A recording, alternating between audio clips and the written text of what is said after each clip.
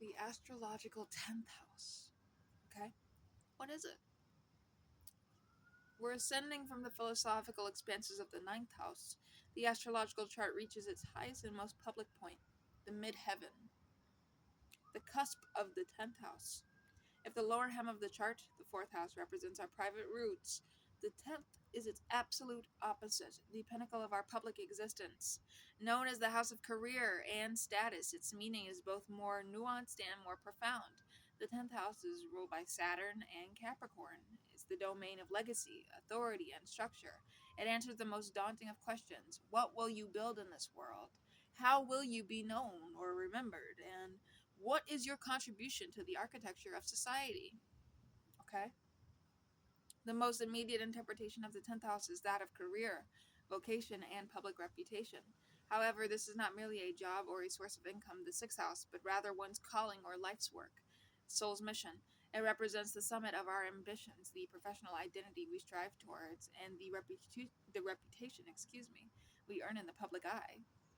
It is the title that follows your name, the award you receive, the legacy you leave in your field, the sign on the midheaven, and any planets in the 10th house describe the energy we bring to our highest aspirations, the mask we wear in public, and how we seek to be recognized for our competence and authority. This house is intrinsically linked to structure and authority figures. It governs the very concept of the establishment, governments, corporations, institutions, and the laws and hierarchies that organize society. As such, the 10th house represents our relationship with authority, both with wielding it and with submitting to it. It describes our own inner authority and ambition, as well as our own experience with external authority figures, such as bosses, managers, CEOs, and literally the authorities. A prominent 10th house often indicates a person who is driven to achieve a position of responsibility and leadership, to become the authority themselves. That's usually a Capricorn sun. We see that usually quite often with Capricorn suns.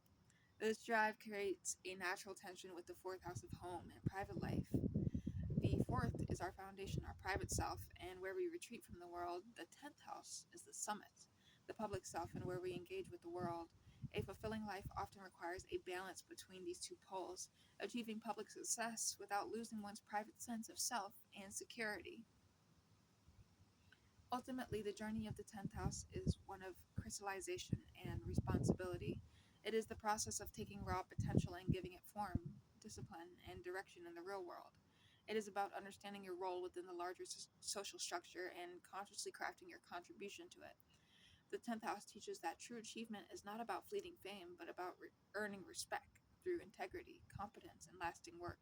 It is the archetype of the architect, the CEO, the prime minister, the one who looks at the chaos of possibility and imposes order, structure, and meaning, leaving an indelible mark on the world. It is the summit of the natal chart, and the view from the top is defined by what you have chosen to build. Thank you for watching my video on the 10th house. We'll see you in the next one.